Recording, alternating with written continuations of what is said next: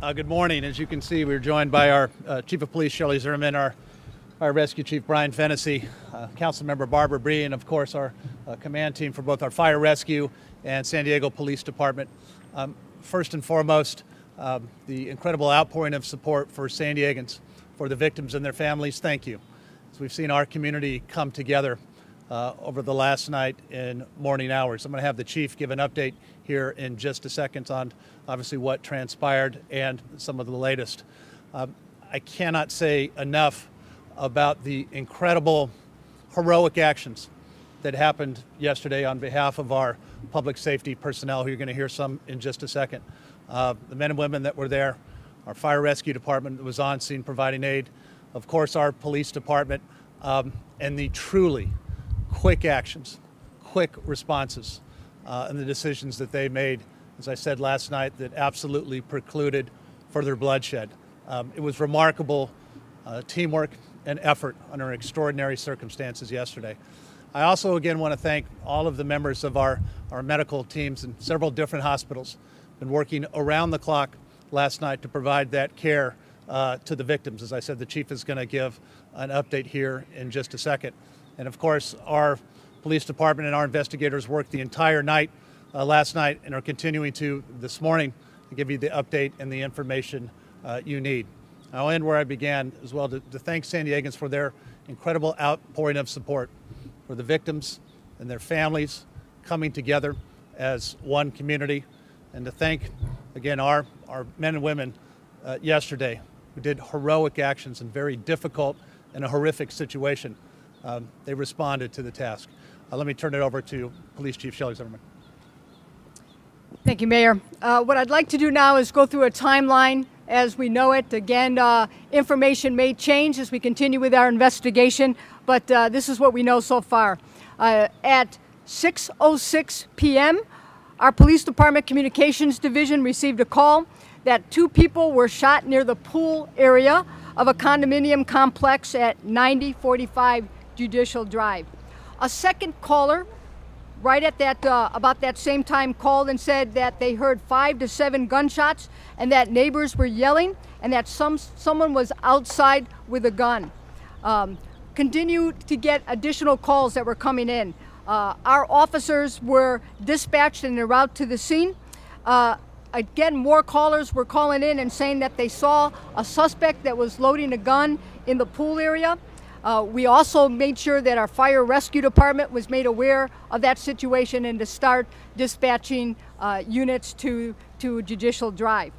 Over the span of the next 6 minutes, from about 6:07 to about 6:13 p.m., about 20 officers, including our helicopter, were dispatched to that scene. Additional callers called in and said that saw numerous people, at least 3 to 4 victims that were down in the pool area and that they had been shot, and that the suspect was a white male in his 40s.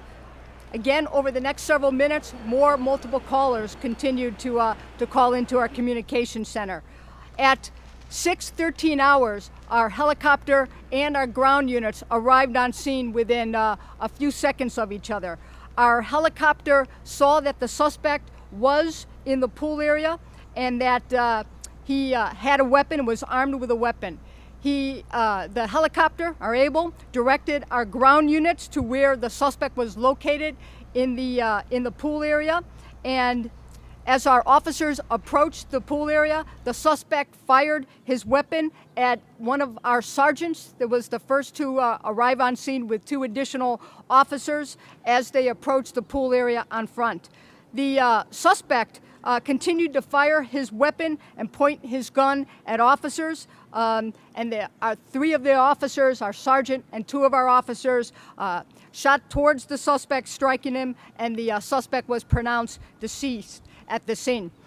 And again, I want to reiterate with Mayor Faulkner that all of our hearts, I tell you, go out to the victims, their families, and to all who know every single one of them. And what started as a celebration of a friend's birthday party turned into a tragedy of just epic proportion for all those in attendance at the pool party. And I'll say that our investigators worked through the night to begin the process of understanding why the suspect, who we have identified as Peter Raymond Selis, chose to shoot indiscriminately at this group of people and those around in the pool area. Now, what we have learned so far is in the few days prior to this senseless act of violence, Selis and his girlfriend had broken off their relationship. Family members described Selis as distraught and depressed over this breakup. Now, while they had no idea that he would resort to any kind of violence, let alone shooting at innocent victims, based on the information that we have gathered so far, our investigators, it is very clear that Selis was despondent over the breakup of his girlfriend. Selis does live in the complex, and he entered the pool area and he laid on a lounge chair.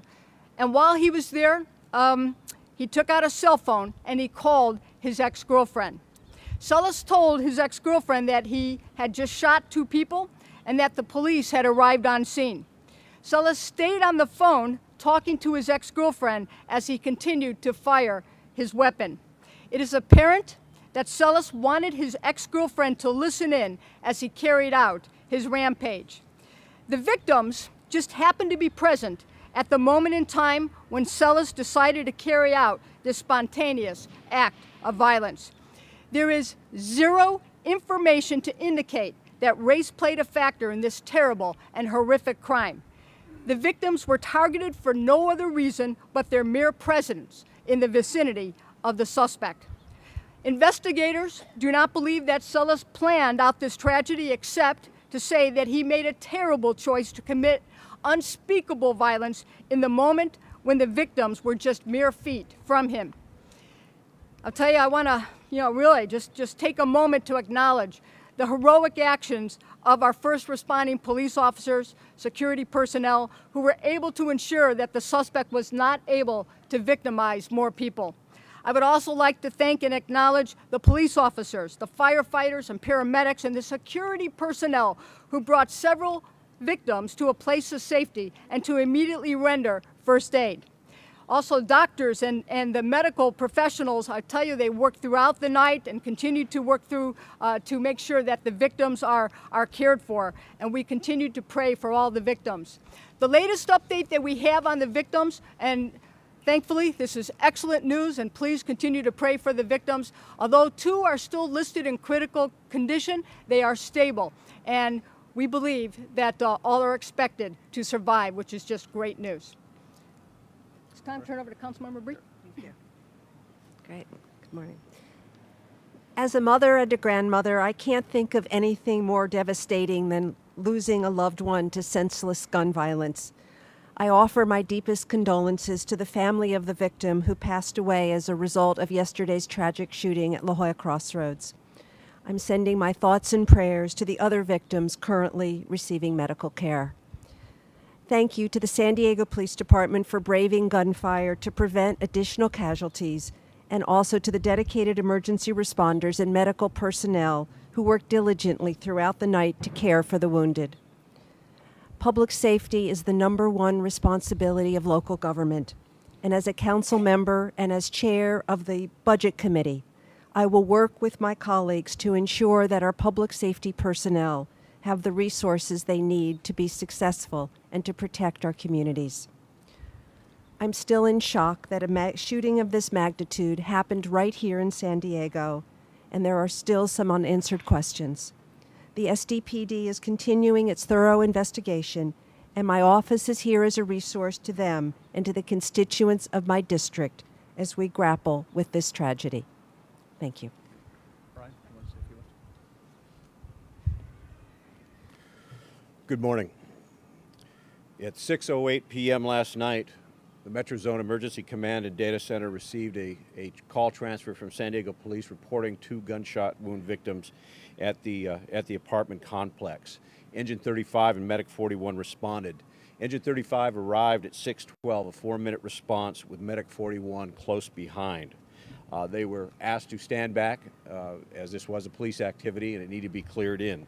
At 6:18, they were cleared in. At the same time, one of the apartment building security members transported 3 victims to the side of the engine and medic ambulance.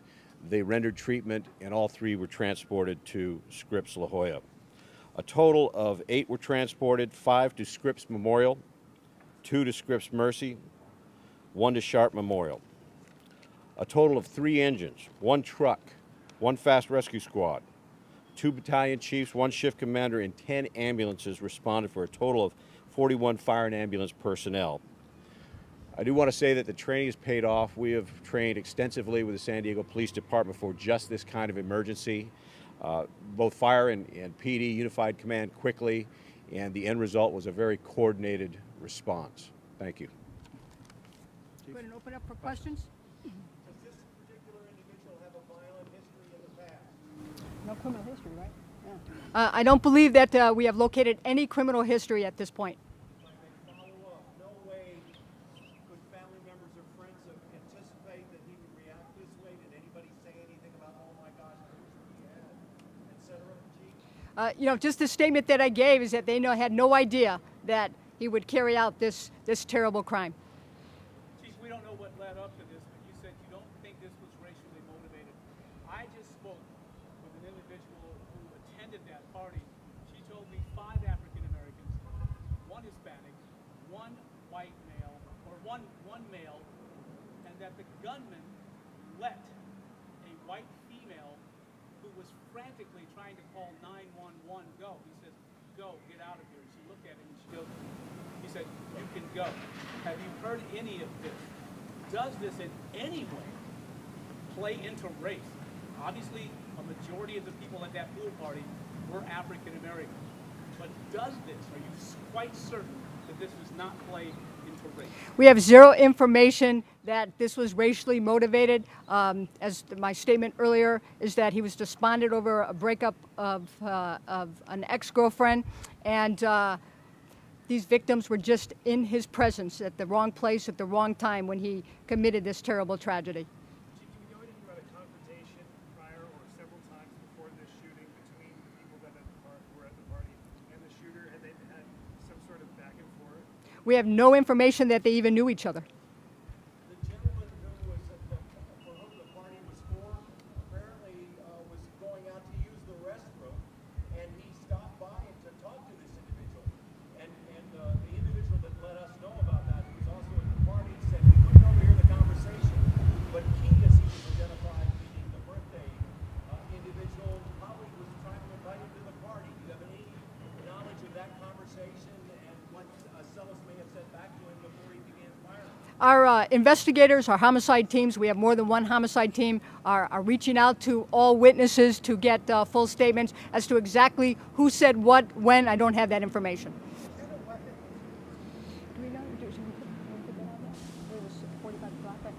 The information, he has 1 handgun register room that we've been able to find, and that is a 45 Sig Sauer that was bought, I believe, 3 years ago today. We don't at this point know exactly how many rounds were fired by him, by our police officers. The investigation will determine that. I will tell you is that there were numerous rounds.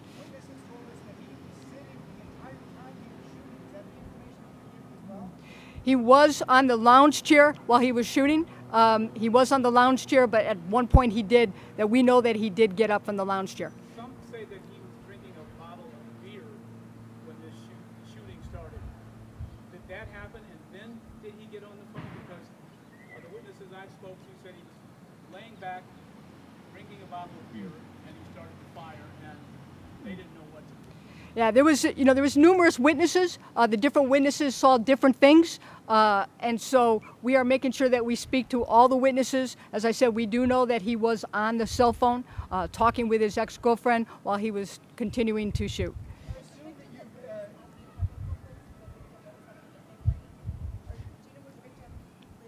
One of the victims does live at the complex. Do we know that? Well, I don't know at this time.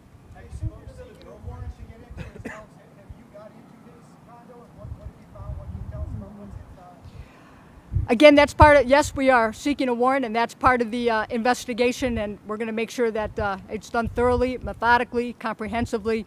Don't have any additional information to release at this time on that. Chief, were there 7 shot and 1 injured, or what? There was 7 victims. There was a total of 7 gunshot victims and 1 additional victim that was not shot but broke a bone fleeing the area. Was Selis on the phone when he was shot by officers?